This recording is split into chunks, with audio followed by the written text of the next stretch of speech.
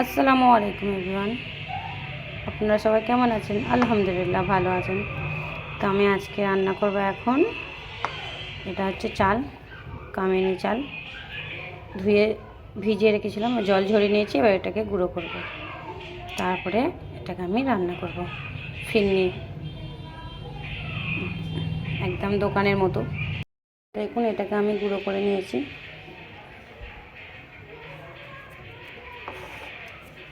হালকা দানা দানা আছে। দুধটা জাল দিতে বসে দিয়েছি, ফুটবে।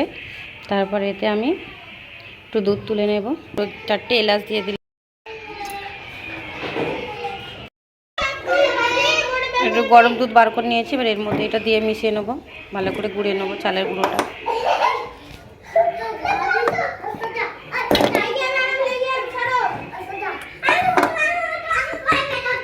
ভালো করে গুলিয়ে নিই দুধের সঙ্গে মিশিয়ে। এবার এটা দুধের মধ্যে ঢেলে দেবো।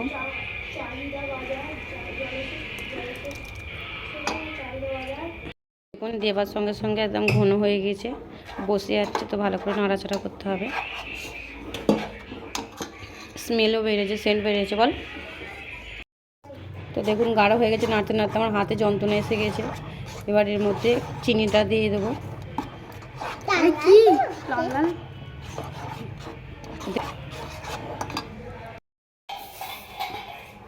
সব চিনিটা দিয়ে দিলাম। জায়গাটা চেঞ্জ করে নিয়েছি, কারণ দেখুন নিচে একদম বসে গিয়েছিলো, সেই জন্য চেঞ্জ করে নিয়েছি। হাঁড়িতে দিয়ে ঢেলে দিচ্ছি। এবার মাওয়াটা খোয়া ক্ষীর এর মধ্যে দিয়ে দেবো। সবটার মধ্যে ঢেলে দিয়েছি।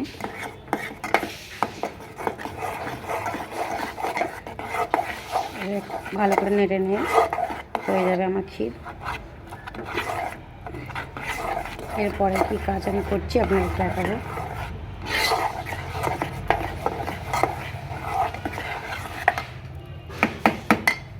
এখানে নিয়েছি ছোলার ডাল আর 5টা মতো গোলমরিচ দিয়েছি। এটাকে সিদ্ধ করব। সিদ্ধ করে এটাকে গুঁড়ো করে তারপরে কি করছি দেখাবো আপনাদের। করতে বসিয়েছি, তো ততক্ষণ আমি এগুলো ধুয়ে নিই। দেখুন অনেক তো বাসন বেরিয়েছে, ধুতে হবে। ততক্ষণ ধুয়ে পরিষ্কার করে নিই, সঙ্গে থাকুন। আমার ক্ষীরটা রেডি হয়ে গেছে, কিন্তু এর মধ্যে আমাকে একটু গোলাপ পানি দিতে হবে। একটু গোলাপ পানি দেবো, বেশি না, অল্প। আর অল্প একটু ঘি দিয়ে দেবো। আমি তো ঘি দিই, তো একটু ঘি দিয়ে দেবো।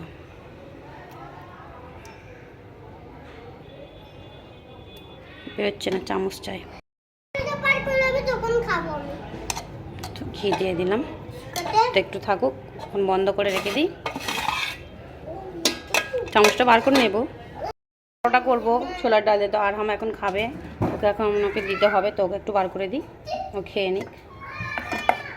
একটু ভালো করে নিই।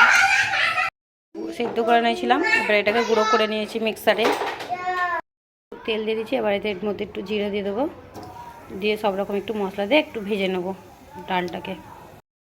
তো আমি এর মধ্যে সব মশলা দিয়ে দিচ্ছি। তো এবার ডালটা ঢেলে দেবো এর মধ্যে।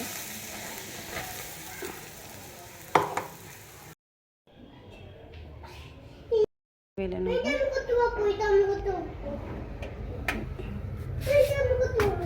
এটা হচ্ছে বাটার, এটা হচ্ছে বাটার।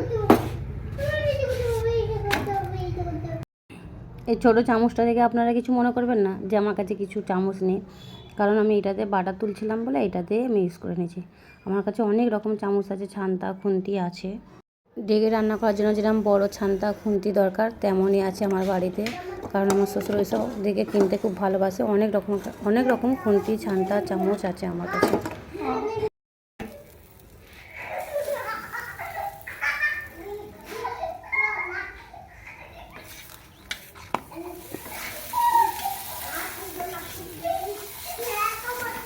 তো দেখুন আমি এমন করে পাউডারগুলো ভেজে নিই।